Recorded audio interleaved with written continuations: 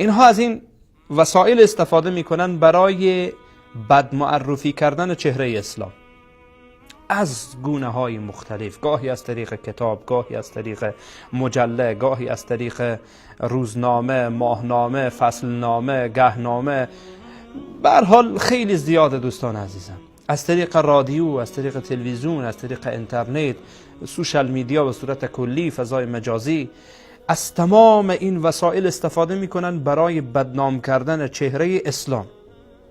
ما در مقابل باید چه کار بکنیم؟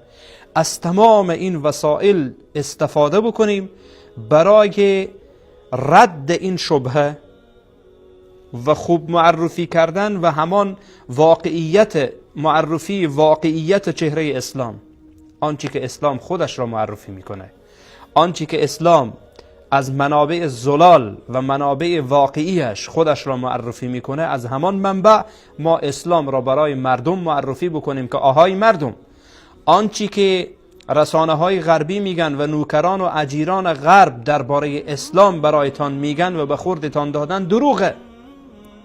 اسلام را دین کشتار، اسلام را دین قتل، اسلام را دین وحشت، اسلام را دین بربریت معرفی کردن، در حالی که اسلام دین رحمته و ما ارسلناک الا رحمت للعالمین. الله برای پیامبر میگه ای پیامبر ما جز رحمت چیز دیگری تو را نفرستادیم و ما ارسلناک الا رحمت للعالمین، نه برای انسان ها بلکه برای حیوانات، برای جمادات، برای نباتات، برای انسان ها، به همه جنیات، همه پیامبر اسلام صلی الله علیه و سلم رحمت فرستاده شده. اسلام دین رحمت، دین رحمت و دین بخشش، دین عفو و دین گذشت. ما را به گذشت و عفو ما را فرا میخوانه، به بخشش ما را فرا میخوانه، به مهربانی ما را فرا میخوانه، حقوق دیگران را مد نظر میگیره، حقوق پدر، حقوق مادر، حقوق همسر، حقوق شوهر، حقوق زن، حقوق فرزند، حقوق همسایه، حقوق همجوار، حقوق هموطن، حقوق رفیق، همه. ببینید اسلام عزیز همه این خوبی ها را برای ما میده، دین رحمته.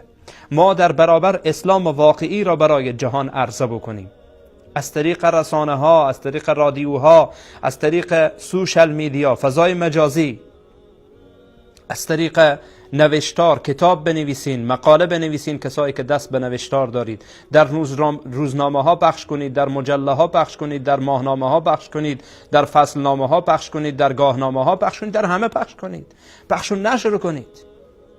اینه که یکی از راه‌های مبارزه از همان طریقی که دشمن استفاده میکنه. چه بسا افرادی میآیند برای ما میگن که شما از این وسایلی که غرب برای شما داده دارید بر علیه غرب حرف میزنید. نه، اونها دارن بر علیه ما حرف میزنن، اونها دارن چهره اسلام را بد معرفی میکنن. ثانیاً این وسایل را مفت و مجانی که با ما ندادن، در برابرش از ما پول میگیرن. مفت که برای ما ندادن که بر ما منتی داشته باشن. و ثالثاً قضیه منت گذاشتن اونها و نوکران و اجیرانشان، وقتی که در برابرشان قرار میگیری، تو چرا از کامره استفاده میکنی، چرا از کامپیوتر استفاده میکنی، در برابرش پول دادم از آن استعمال میکنم. برای شما اصلا این قضیه یعنی ربطش به شما چیه؟ چرا شما اعصابتان خراب میشه؟ ما از همین وسایل استفاده میکنیم بر علیه اونهایی که بر علیه ما استعمال میکنن و بر علیه ما استفاده میکنن و هیچ منتی اونها بر ما ندارن، زیرا ما در برابرش پول میپردازیم. و اگر این گونه باشه، به هر حال خیلی از مسائل باز میشه که من نمیخوام این قضایا را حالا اینجا مطرح بکنم، در جاهای دیگه مطرح ساختم بارها. خیلی از مواد خامی که امروز اونها استعمال میکنن از کجا میکنن، نفتی که استفاده میکنن از کجا میارن، خیلی دیگه از چیزها. پس لذا منتی بر ما ندارند. و این که سرزمین های اسلامی فعلا به این حالت ضعف قرار گرفته از نظر تکنولوژی، خب اینها اجازه نمیدن.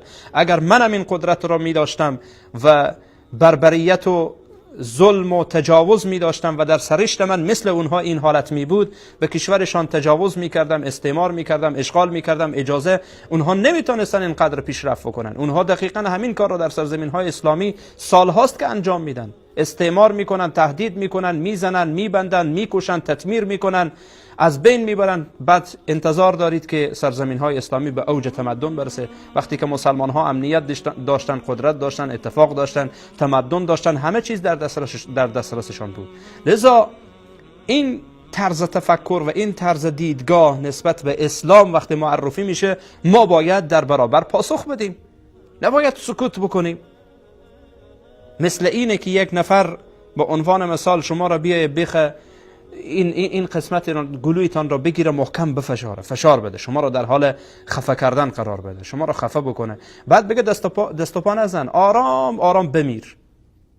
یعنی چی؟ طرف بر من حمله میکنه، بر مقدسات من حمله میکنه، بر دین من حمله میکنه، بعد من سکوت کنم که والله به همون تعبیر خودشان فرهنگ گفتمان را ما باید بفهمیم. تو اگر فرهنگ گفتمان میفهمیدی ما را توهین نمیکردی، جسارت نمیکردی، مردانه میآمدی در برابر مینشستی و گفتگو میکردی، مناظره علمی میکردی. داری توهین میکنی، جسارت میکنی، بعد من سکوت بکنم که والله تو چیکاره هستی، از کجا هستی؟ برادران و خواهران مسلمانم، حرفم اینجا بود، از همان وسایلی که اونها استفاده میکنن ما باید برای معرفی چهره اسلام واقعی استفاده بکنیم، باید استفاده بکنیم. این در حد این نیست که اگر استفاده بشه بهتره، نه، باید استفاده بکنیم. زیرا یک دعوتگر، یک فردی که از دین میفهمه، یک مسلمان باید از تکنولوژی روز استفاده بکنه و مسلح باشه با تکنولوژی روز و خودش را وفق بده بر اساس تکنولوژی و بر اساس مقابله و مبارزه. امروز شما ببینید کشورهای اروپایی، وقتی که یعنی کشورهای اروپایی، آمریکایی و کشورهای غربی به صورت کلی، ببینید شما وقتی که اینها میخوان جنگای نظامی بکنن، هر روز میبینی یک سلاح جدید میسازه تا این که طرف مقابل را بترسانه، چون میدانه که اگر در برابرش کوتاهی بکنه از نظر سیاسی، اگر در برابرش کوتاهی بکنه خلاص شکست میخوره، از بین میره. اصلا چگونه بگم برایتان، اصلا کل حالت نظامیشان از بین میره، حالت شکست رو بر خودش میگیره، مورال نظامیشان کاملا از بین میره. لذا دوستان عزیز و بزرگوارم، اونها کوشش میکنن وقتی در برابر یکدیگر قرار میگیرن از تمام وسایلی که طرف استفاده میکنه اون هم استفاده کنه، از اون سلاحی که اون با آن مسلح میشه اون هم استفاده بکنه. و دقیقا در دعوت اسلامی این هست. مادامی که یک مبشر مسیحی، یک کشیش مسیحی، یک مستشرق، یک سیکولار، یک دیگراندیش بیدین استفاده میکنه، دیگراندیش دینی بیدین دیگه برام، دیگراندیش دینی استفاده میکنه، ما باید از همان وسایل استفاده بکنیم و بتوانیم که در برابر برایش پاسخ بدیم. و من برایتان گفتم دوستان عزیزم، 100 قدم اونها، 1000 قدم اونها، 1 قدم حق، همه اینها را از بین میبره. چون شبهه اینها استدلال ندارن، شبهه دارن. وقتی شبهه را برای یک مسلمان مطرح میکنه، میگه اسلام دین وحشت، اسلام دین بربریت، اسلام دین فلان، اسلام دین افراطیت. وقتی شما بیاین برای یک مسلمان اسلام را به معنای واقعی کلمه معرفی کنین و بگین که جریانهای تروریستی و جریانهایی که خودشان را منتسب به مسلمان ها میکنن اینها ربط به اسلام ندارند، به این معنا ربط به اسلام ندارند که عمل کرده اینها از معیار اسلام خارجه، از خطوطی که اسلام تعیین کرده خارجه. خیلی راحت، خلاص. و آیات قرآن کریم را میخوانی، تلاوت میکنی، 2 تا آیه کفایت میکنه، بساط اونها جمع میشه. به همین واسطه میترسن، به همین واسطه میترسند که یک کس به نام مسلمان بیای یک شبکه داشته باشه. الحمدلله امروز میبینین رسانه های اسلامی به زبانهای مختلف و خاصتا به زبان فارسی که گویش ما به زبان فارسی هست، میبینیم که به وجود آمده اینها ترس و هراس تمام وجودشان را گرفته، از مسیحیش، از سیکولارش، از غرب زدهش، از رسانه غربیش، از کسانی که اجیر غربند، همه به سر و صدا افتادن و جیغ و داد میکشن و داد و فریاد میزنن که آی اینها نفاق میاندازن و آی اینها افراطیت میارن و آی اینها فلان میکنن. چرا؟ چون میخواه که خودش باشه، میدان برایش رها بشه، خالی، میدان خالی گذاشته بشه. شما میدانید که اگر میدان رو ما خالی بگذاریم یقینا یکی میاد میدان رو پر میکنه و اینها در طول این مدت میدان رو پر کردن، هر دروغی را که به خورد مردم دادن، هر چرندی را که به خورد مردم دادن، هر شبهه‌ای را که در ذهن مردم انداختن. ولی وقتی که اینها پاسخ داده میشه، اینها بیقرار میشن. های چرا اینها چنین میگن؟ های اینها افراطیت میارن. افراطیت یعنی این که چرا برای ما پاسخ میدن؟ چرا رمز و رموز ما و برنامه‌های ما را افشا میکنن؟ سکوت کنید، شما چیزی نگید.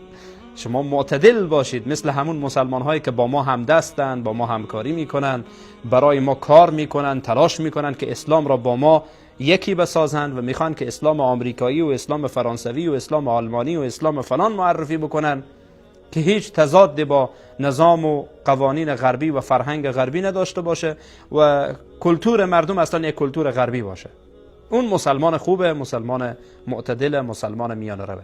لذا دوستان عزیز و بزرگوارم، یک تعداد از مردم وقتی که در برابر این شبهات قرار میگیرن، شروع میکنن به طرفداری دشمن، چون نمیفهمه از اسلام. یعنی میخواد از راه دیگری میخواد از اسلام دفاع بکنه. انکار میکنه، آیات قرآن را انکار میکنه چون خودش پاسخ نداره، اسلام را انکار میکنه چون خودش پاسخ نداره. راه حل اینه که ما به اسلام واقعی مراجعه بکنیم، مطالعه بکنیم، بفهمیم، بعد از آن که فهمیدیم آن را به خوبی برای مردم معرفی بکنیم که اسلام همین دینه. دین اسلامی که محمد رسول الله صلی الله علیه و سلم آوردند همینه. دین اسلام دین بربریت و ظلم و وحشت و جنایت و آدمکشی و از بین بردن بیگناهان و اینها نیست. خیلی راحت میشه این قضیه را معرفی کرد، زیرا الله متعال سبحانه و تعالی میگه من قتل نفسا بغیر نفس و فساد فی الارض فکأنما قتل الناس جمیعا. کسی که انسان بیگناهی را میکشه مانند اینه که تمام بشریت را کشته. و من یقتل مؤمنا متعمدا فجزاؤه جهنم خالدا فیها و غضب الله علیه و لعنه و اعد له عذابا عظیما. الله متعال میگه کسی مؤمن را بناحق میکشه، الله متعال به او 4 عذاب میده، 4 عذاب را الله بر او مرتب میکنه. و غضب الله علیه و لعنه، الله متعال سبحانه و تعالی او را غضب میکنه، الله او را لعنت میکنه. بلکه و من یقتل مؤمنا متعمدا فجزاؤه جهنم خالدا فیها، او را وارد جهنم میکنه. این 3 تا. 4 و اعد له عذابا عظیما، عذاب بزرگ را الله بر او آماده دیده و آماده میکنه. لذا دوستان عزیزم، بیاید از این زاویه، از زاویه اسلام واقعی، اسلام را برای مسلمان ها معرفی بکنیم و از تمام وسایلی که در دسترس داریم، اونهایی که مال دارن در این راه مصرف بکنن، اونهایی که علم دارن در این راه از علمشان استفاده بکنن، اونهایی که حرف برای گفتن دارن و زبان برای گفتن دارن علم بیاموزن و از اون استفاده کنن، اونهایی که رادیو در دسترس دارن، اونهایی که مجله در دسترس دارن، اونهایی که فیسبوکی در دسترس دارن، اینستاگرامی در دسترس دارن، تلگرامی در دسترس دارن، باید از تمام وسایل استفاده بکنیم. زیرا هجمات دشمن زیاده، باید در برابر حداقل چند نفری باشن که اینها را پاسخ بدن و این دروغ ها را افشا بسازن که اینها دروغ میگن.